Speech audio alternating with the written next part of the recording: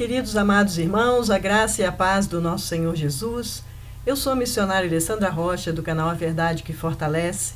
Este canal que foi criado para estudarmos a Bíblia Sagrada, verso a verso, o texto em seu contexto, com a finalidade de alcançarmos o maior entendimento da vontade de Deus para as nossas vidas e para que possamos edificar e fortalecer a nossa fé. Estamos na 10ª aula da Epístola aos Filipenses, carta na qual se apresenta como um grande estandarte da alegria que transborda em meio da dor, e que nós a intitulamos de O Incentivo à Alegria de Viver em Cristo, o nosso recurso triunfante. Iniciaremos hoje o estudo da unidade 3, Admoestações contra o Erro, e o assunto que abordaremos primeiramente é a verdade de Deus sobre ataque, que está em Filipenses no capítulo 3, do versículo 1 ao versículo 3. Fazendo um breve resumo do que estudamos até aqui, vimos que no capítulo 1, Paulo mostrou a supremacia de Cristo. E no segundo capítulo, ele mostrou a prioridade do outro, a unidade espiritual da igreja. E agora, no terceiro capítulo, Paulo volta sua atenção para a questão da verdade que está sendo atacada pelos falsos mestres judaizantes. Este texto é importantíssimo e extremamente atual e urgente. Em nossos dias, a verdade de Deus tem sido atacada. Esses ataques não vêm somente dos críticos da fé cristã, mas daqueles que se infiltram na igreja, com falsa piedade e perigosas heresias. O idealista incansável Paulo adverte contra os maus obreiros que, pondo a confiança na carne, buscam estabelecer sua própria justiça e perfeição, em contraste com os verdadeiros servos de Deus. Paulo apresenta 2 pontos importantes nessa passagem bíblica. Ele estabelece o que poderíamos chamar de indestrutibilidade da alegria cristã, porque o cristão está sempre na presença e na companhia de Jesus Cristo, e nossa alegria cristã está e é no Senhor Jesus. E o outro ponto é que poderíamos chamar de necessidade de repetição. Nenhum mestre se inquieta por voltar novamente às grandes verdades básicas da fé cristã. Este é o caminho de assegurar e proteger a vida de seus ouvintes. As verdades fundamentais nunca se proclamarão ou ouvirão com a suficiente frequência para oferecer essa absoluta segurança espiritual que necessitamos. Como nosso querido saudoso pastor de Velasco lhe dizia, o homem é fadado ao esquecimento. Assim devemos sempre relembrar as coisas que são consideradas importantes. Dessa forma, Paulo passa as advertências quanto à cautela acerca dos falsos mestres e a necessidade de identificá-los, pois são cães, isto é, indignos e abomináveis. São maus obreiros, pois são repletos de iniquidade e fraudulentos, defensores da falsa circuncisão, porque trocaram a graça de Deus por um rito físico. Paulo desmascara os falsos mestres fazendo uma tríplice descrição deles, e logo após também faz uma tríplice identificação do povo de Deus, pela adoração, pela centralidade da vida em Cristo e pela decisão de não confiar na carne. Esses são os assuntos que abordaremos em nossa aula hoje. Mas antes do estudo, quero informar aos irmãos que na descrição desse vídeo vocês encontram a bibliografia, que é a lista dos autores e teólogos que nós consultamos para realizar as nossas aulas.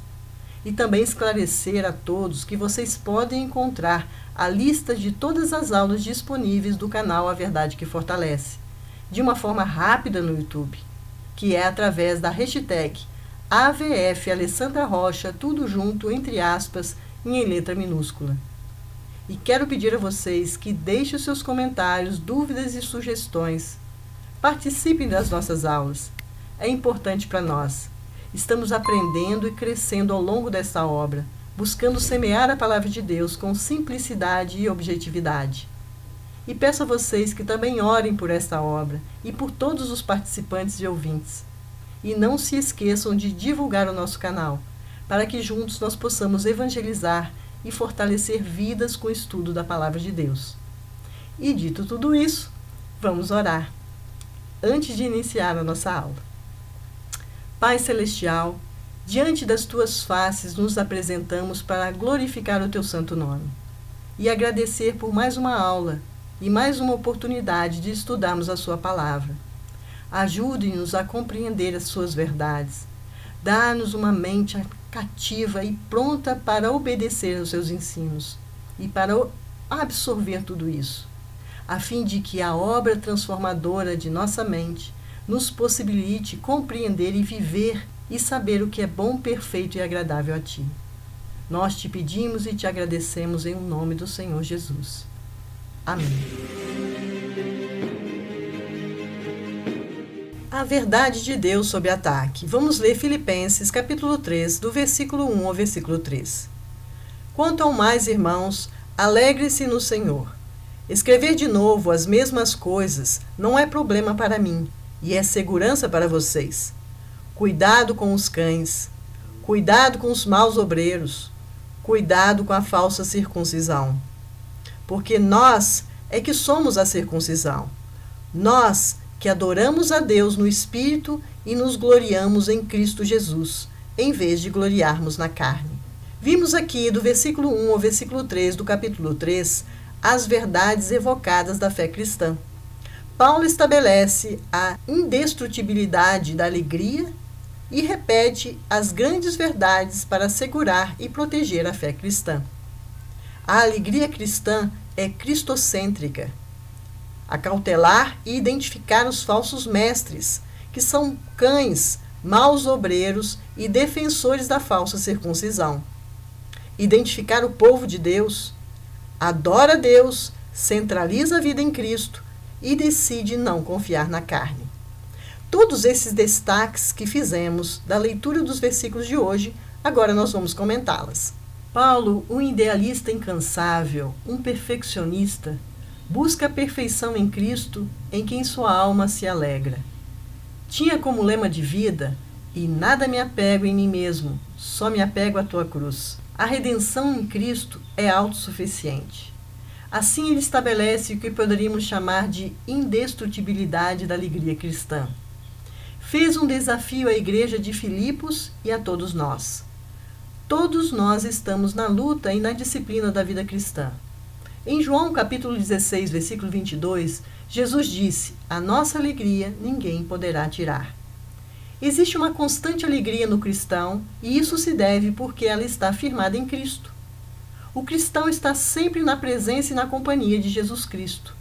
As circunstâncias em que a alegria parece impossível, a alegria permanece, porque todas as ameaças, terrores, perdas e desconfortos da vida não podem separar o cristão do amor de Deus em Cristo Jesus, o seu Senhor, como está em Romanos no capítulo 8, versículo 35 a 38. Nossa alegria é cristocêntrica. Nossa alegria está firmada não nas situações, mas na pessoa de Cristo. Ele é a nossa alegria. Essa verdadeira alegria nos capacita a vencer as adversidades da vida, porque essa alegria vem de um relacionamento com o Senhor Jesus. Devemos largar a ansiedade e nutrir um bom ânimo, não recuando da doutrina que nos foi ensinada. No meio dos obstáculos, não deixemos que a nossa alegria venha a esfriar. Devemos depositar nossa confiança e satisfação na graça, na presença constante de Deus, que desfrutamos de tal forma que todos os aborrecimentos, todas as tristezas, todas as ansiedades e pesares sejam aliviados. Caminhar com Cristo é prazeroso, apesar dos golpes que a vida nos dá. Paulo, como um bom professor, não temia a repetição. Os mandamentos essenciais não nos cansam. Devemos estar sempre dispostos a ouvir, sempre de novo, a verdade, que é pão e água para a nossa vida. E que nenhum mestre, tal como Paulo, se inquiete por voltar renovadamente às grandes verdades básicas da fé cristã. Os falsos mestres foram desmascarados por Paulo. Destacamos aqui 2 pontos. O primeiro, a necessidade de cautela acerca dos falsos mestres. Devemos ter os nossos olhos abertos e vigilantes para que esses lobos não entrem no meio do rebanho. A heresia produzida por eles tem muitas faces, mas o seu veneno é sempre mortal. O outro ponto é que temos a necessidade de identificá-los. Assim, Paulo apresenta 3 qualidades que nos capacitam a identificá-los. Primeiro, eles são cães. Cães é um termo que o judeu utiliza para tratar os gentios, estes considerados pelos judeus como indignos e abomináveis. Estes viviam perambulando pelas igrejas, tentando ganhar novos adeptos para o seu modo de pensar e viver. Estes eram insolentes, astuciosos e vadios, que procuravam infiltrar nas igrejas cristãs para espreitarem a liberdade dos novos crentes. Infectavam com ideias perigosas. Segundo ponto, eram maus obreiros. Obreiros da iniquidade e fraudulentos, como está em Lucas, capítulo 13, versículo 27, e em 1 Coríntios, capítulo 11, versículo 13. Tratam-se de judeus cristãos gnósticos com o objetivo de arrebanhar os convertidos por intermédio do ministério de Paulo, induzindo-os a crer na necessidade da circuncisão. Agir com justiça para eles era observar a lei e segui-la com seus múltiplos detalhes e cumprir suas inúmeras regras e prescrições. Para Paulo, vale ressaltar, a única classe de justiça que agrada a Deus consiste em render-se livremente à sua graça. Estes, portanto, eram falsos mestres, defensores da falsa circuncisão, que é o terceiro ponto destacado por Paulo para reconhecer os falsos mestres. Embora não houvesse nada de errado com a circuncisão em si, Paulo sustentou que era errado ensinar que a circuncisão era uma condição indispensável para a salvação. Nesse sentido, a circuncisão se tornava um rito vazio e sem sentido, apenas uma religiosidade sem mérito. Os mestres judaizantes trocavam a graça de Deus por um rito físico. Eles não estavam circuncidados, mas apenas mutilados. A circuncisão verdadeira e real é a consagração a Deus do coração, da mente, do pensamento e da vida. A circuncisão foi instituída por Deus como um símbolo do seu pacto com Abraão, como está lá em Gênesis capítulo 17, versículo 9 a 10. E Paulo a interpretou como um selo da justiça da fé, como está lá em Romanos capítulo 4, versículo 11 a 13. E disse que o sacramento do batismo substituiu este rito judeu, como vimos lá em Colossenses capítulo 2, versículo 11 a 13. O próprio Antigo Testamento já ensinava sobre o princípio espiritual desse rito, falando da circuncisão do coração, lá em Deuteronômio capítulo 10, versículo 16, dos ouvidos, em Jeremias capítulo 6, versículo 10, e dos lábios, que como está lá em Êxodo capítulo 6, versículo 20. Paulo afirma que só a circuncisão do coração torna espiritualmente judeu, como está lá em Romanos capítulo 2, versículo 28 a 29. Somente aqueles que creem são filhos espirituais de Abraão, como está em Gálatas capítulo 3, versículo 29. O último ponto que iremos comentar hoje refere-se à identificação que Paulo fez do povo de Deus. Vale destacar que os falsos mestres queriam tornar o cristianismo em uma seita judaica, ensinando que a salvação dependia da circuncisão, anulando a suficiência do sacrifício de Cristo. Assim, a graça de Deus não era suficiente para a salvação, e o homem tinha que cooperar com Deus nessa obra salvadora, circuncidando-se. Portanto, Paulo lembra incisivamente que a circuncisão somos nós, porque a verdadeira circuncisão não é feita na carne, mas no coração, operada pelo Espírito Santo de Deus em nós. A partir dessa afirmativa, Paulo descreve o povo de Deus. O povo identificado pela adoração. Adora a Deus mediante a ação do Espírito Santo. Toda adoração que não é prestada a Deus é idolatria. E toda adoração oferecida a Deus sem a ação do Espírito Santo não é aceitável por ele. É perfeitamente possível alguém ser capaz de observar todas as práticas externas da religião e, ao mesmo tempo, esteja em seu coração a amargura, o ódio e o orgulho. Os fariseus eram um exemplo disso e foi combatido e reprovado por Jesus. Eles pensavam que estavam nas sinagogas adorando, mas o culto deles não era movido pelo Espírito Santo. O segundo ponto que Paulo identifica o povo de Deus era pela centralidade da vida em Cristo. O povo de Deus vive plenamente em Cristo, e é o que Cristo fez, e nele tem toda a sua alegria e sua satisfação. O prazer do cristão, da vida dele, é a sua confiança. Tudo isso está na pessoa de Cristo. O Filho de Deus é a nossa vida, é o nosso exemplo, é o nosso alvo, é a nossa força. Devemos nos gloriar em Cristo e ter nele o nosso prazer e deleite, como está em 1 Coríntios, capítulo 1, versículo 31. E o terceiro e último ponto destacado é que o povo de Deus é identificado pela decisão de não confiar na carne. Os falsos mestres estavam confiando na carne, em rituais, em cerimônias externas, em realizações humanas. O cristianismo não é aquilo que nós fazemos para Deus, mas o que Deus fez por nós. Não confiamos no que fazemos ou deixamos de fazer, mas no que Deus fez por nós em Cristo Jesus e faz através de nós em favor do reino de Deus. O povo de Israel é composto primeiro por aqueles que adoram a Deus no Espírito, e é composto daqueles que se gloriam em Cristo, e é composto daqueles que não confiam na carne, nos privilégios externos. Com isso, queridos, nós encerramos a nossa aula de hoje. Passemos agora às nossas considerações finais. Quando pensamos em nossos pecados, podemos agora nos alegrar por haver alguém que pode nos livrar deles. Quando pensamos no valor da alma, podemos nos alegrar por haver alguém que pode nos salvar da morte.